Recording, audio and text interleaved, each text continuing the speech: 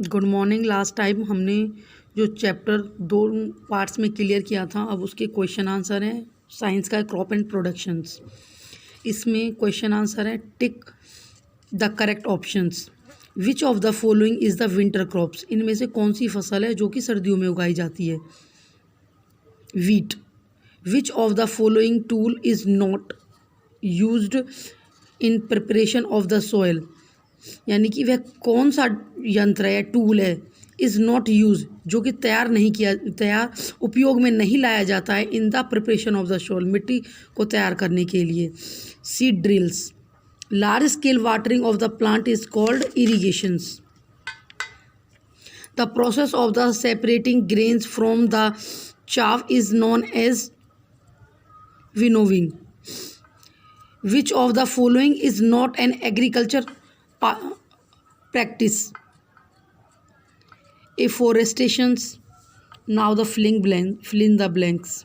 Wheat and rice are called kharif crops.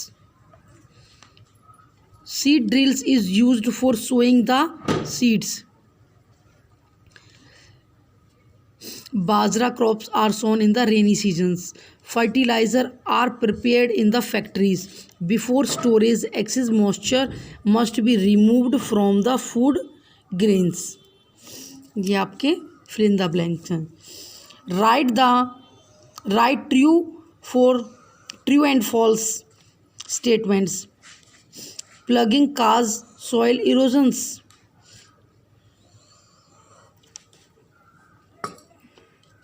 Wrong है। Fertiliser are rich in organic matter, ये भी wrong है, inorganic matter होता है। The rearing of the fish is called horticulture, wrong है। Winnowing can be done by a combine harvester, ये right है।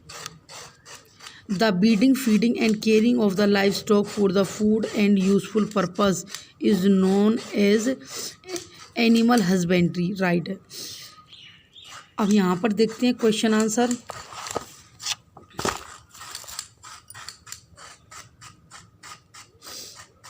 Short question answer. What do you mean by agriculture? The practice of growing crops and rearing animal on large scale for the foods, fiber and useful products।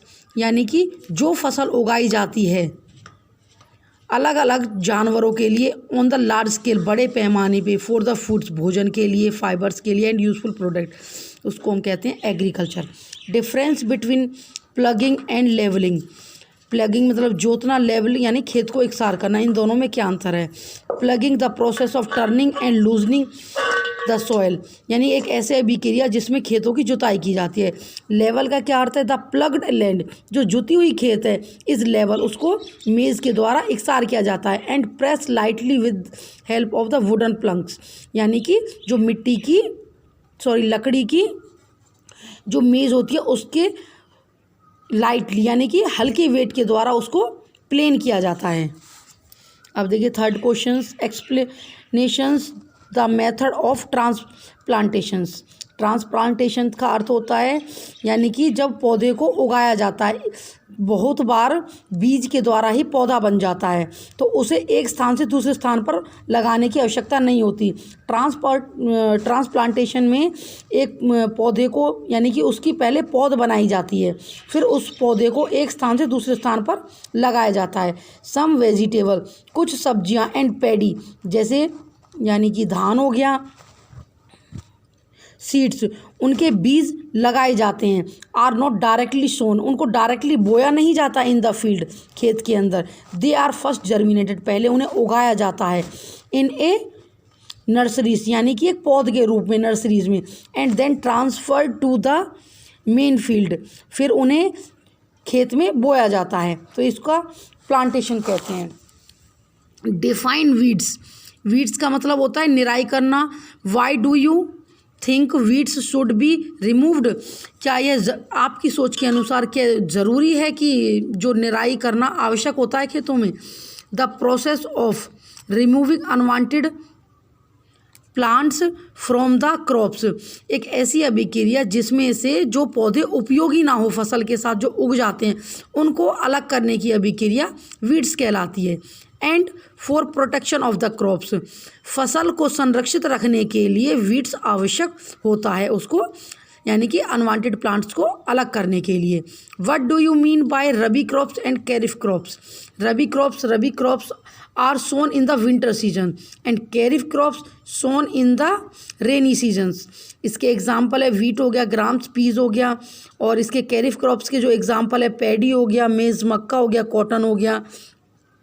जो rabi crops है, this crops harvested, काटी जाती है अप्रैल के महीने में, and the kharif crops harvested in October month, यानी अक्टूबर के महीने में काटी जाती है।